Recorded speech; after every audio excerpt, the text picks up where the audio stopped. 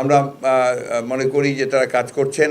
এই কাজ করার সময় সুযোগ সবই তাদেরকে দেওয়ার জন্য আমরা প্রতিশ্রুতিবদ্ধ এবং আমরা আশা করি যে তারা যথাশীঘ্র সম্ভব স্বল্প সময়ের মধ্যে আপনার তাদের এই কাজগুলো শেষ করে তারা নির্বাচনের দিকে যাবেন।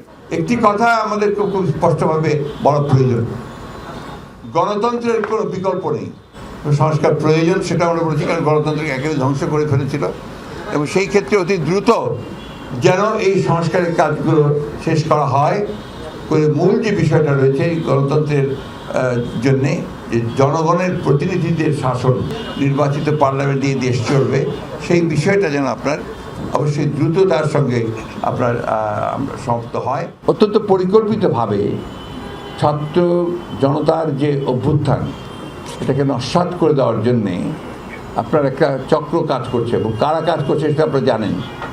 পতিত ফ্যাসিবাদ হাসিনা বিদেশে ভারতবর্ষে আশ্রয় নিয়েছেন এবং সেখান থেকে যে অপপ্রচার চালানো হচ্ছে আপনার এই বাংলাদেশ সম্পর্কে, মানুষের সম্পর্কে, এই অপপ্রচারগুলো কখনোই গ্রহণযোগ্য হতে পারে না। তারা সবাই একযোগে ঐক্যবদ্ধ হয়ে এই ধরনের প্রবণতাকে তারা নস্যাৎ করে দেবেন। এই শিল্প কলকারখানাগুলোকে চালু রাখার ক্ষেত্রে আমরা বিশেষ করে বিএনপির নেতাকর্মীরা যেখানে আছি আমরা যেন সর্বাত্মক সহযোগিতা করতে থাকি।